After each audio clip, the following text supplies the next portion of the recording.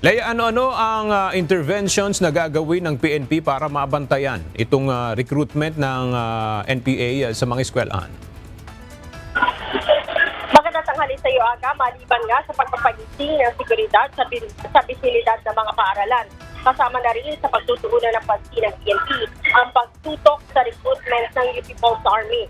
Ayon kay PNP Chief Police General Nicolas Torre III, kasama sa napag-usapan nila ni Education Secretary Michelle Angara, ang patuloy na recruitment ng NPA sa mga paaralan. Target ng PNP na paigtingin ng awareness campaign laban sa NPA para hindi na makapanling lang pa ng mga estudyante. Iit ni General Torres, bulok ang ideolohiya ng NPA na pilit nilang ipinapakalat.